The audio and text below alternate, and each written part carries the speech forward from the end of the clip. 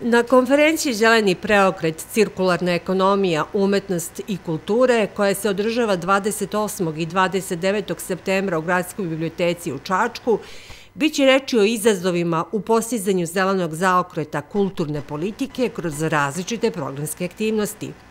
Tokom 2 dana biće organizovane 3 radne sesije, kao i info sesije i panel diskusije, na kojima će više od 40 profesionalaca iz oblasti kulture, umetnosti, medija, nauke, ekonomije i obrazovanja imati inspirativna izlaganja.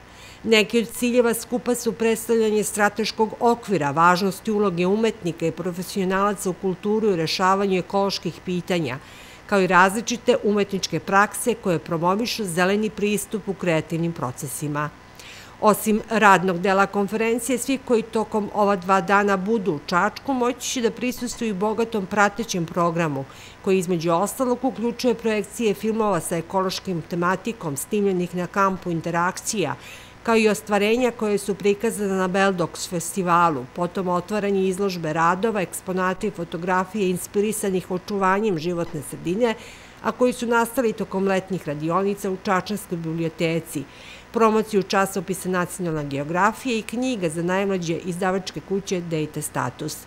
Konferencija će otvoriti niz mogućnosti za saradnju, edukaciju i razmenu ideja, kao i predstavljanje ili pokretanje lokalnih akcija i nacionalnih i međunarodnih projekata u kulturnim i kreativnim industrijama. Zeleni preokret realizuju Gradska biblioteka Čačak i DEX Kreativna Evropa Srbija u okviru projekta Čačanska rodna, Čačak nacionalna prestonica kulture 2023. uz podršku Ministarstva kulture Republike Srbije i grada Čačka.